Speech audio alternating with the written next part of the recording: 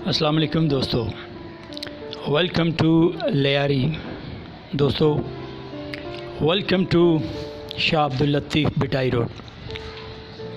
दोस्तों, खारादर से जो शुरू होता है शाह अब्दुल लतीफ़ बिटाई रोड, उसके शुरू में ही अगर देखा जाए तो जान भाई हॉस्पिटल्स और KMA स्कूल, सेकेंडरी स्कूल जो है वो, इससे हम थोड़ा सा जब आगे बढ़ते हैं इसी शाह अब्दुल लतीफ़ बिटाई रोड पर मूव करते हुए तो वन विंडो शॉपिंग मॉल, उसके बाद फिर आगे मूसा लेन पे एक मशहूर मस्जिद है कौसर मस्जिद।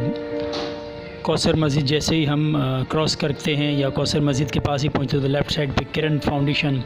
तो ये तमाम तर जो बिल्डिंग्स हैं, तमाम तर इमारत हैं, ये सारी की सारी शाह अब्दुल लतीफ़ बिटाई रोड पर वाक़ हैं। दोस्तों, शाह अब्दुल लतीफ़ बिटाई रोड का ज़िक्र करना यहाँ पर इसलिए मैंने मुनासिब समझा क्योंकि इन दिनों में मीडिया पर बहुत ज़्यादा ज़िक्र है शाह अब्दुल लतीफ़ बिटाई रोड का। दोस्तों, जब लियारी की बहुत सारी सड़कों की तामीर व तरक्की जारी रहती है, उस वक्त बदकिस्मती से शाह अब्दुल लतीफ़ बिटाई रोड की जो तामीर का जो काम था वो मूसा लेन पे बदकिस्मती के साथ रोक दिया जाता है मार्च में। यकीनन लॉकडाउन स्टार्ट होता है और उसके बाद एक थोड़े से अरसे के बाद ये जो आप सड़क देख रहे हैं दोबारा से तामीर हो चुकी है। ये मूसा लेन कह लें, बगदादी का जो थाना है वहाँ से इसकी तामीर शुरू होती है बड़ी मुश्किलों के बाद, और ये बिलाखिर जाकर कमेले का जो बस स्टॉप आएगा AR सालिम मोहम्मद स्कूल जो है वहाँ आकर इसे फुल स्टॉप लग जाता है। आखिर ऐसा क्यों होता है? यकीनन जो वफाकी गवर्नमेंट थी, प्राइम मिनिस्टर इमरान खान साहब, इसके अलावा जो भी जिस तरह के इदारे थे, कंस्ट्रक्शन का काम था वो जारी रहना चाहिए था, जो तामीर व तरक्की के काम थे वो जारी रहने चाहिए थे इन दिनों में। क्योंकि जब लॉकडाउन लग चुका था कोरोना की वजह से तो यकीनन ये सड़कें भी खाली थी, यहाँ पे कारोबार भी नहीं था, तो ये जो तामीर व तरक्की के काम थे ये बआसानी हो सकते थे, मगर इन्हें रोक दिया गया।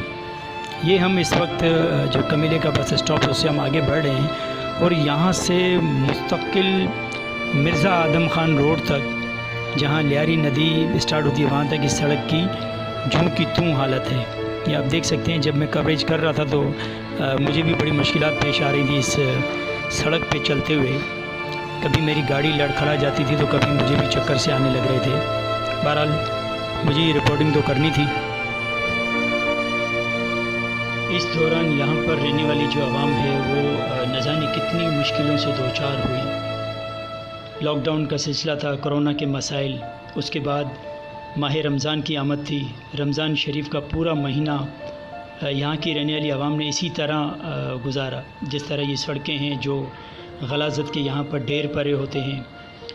उसके बाद मुश्किलों से माह रमज़ान ख़त्म जैसे होता है रमज़ान शरीफ, रमज़ान की जो ईद है वो भी हम लोगों ने जैसे तैसे करके गुजारी।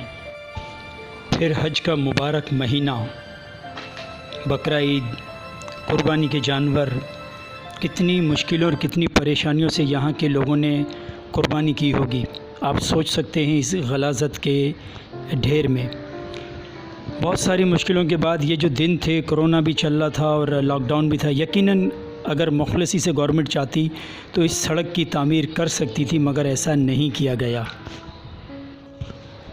फिर बिलाखिर मजबूर होकर 31 जुलाई चांद रात को मैं यहाँ की कवरेज करता हूँ, और इसीलिए कि शायद जो ज़िम्मेदार हैं उनकी आंखें खुल जाएं।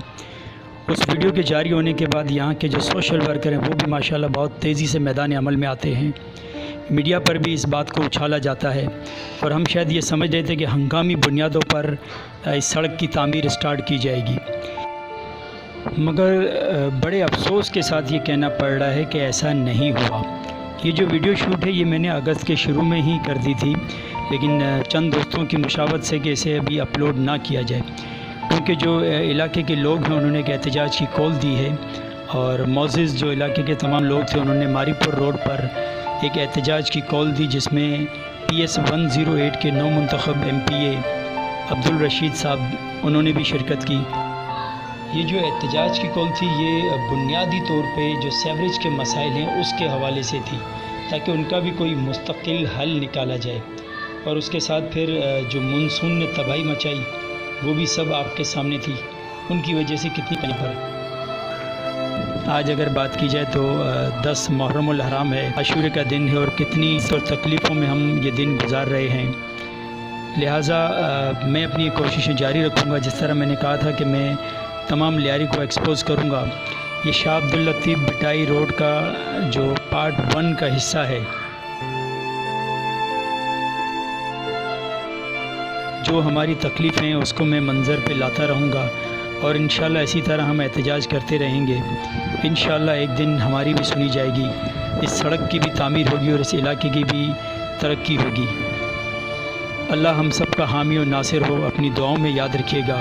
DJ reporter.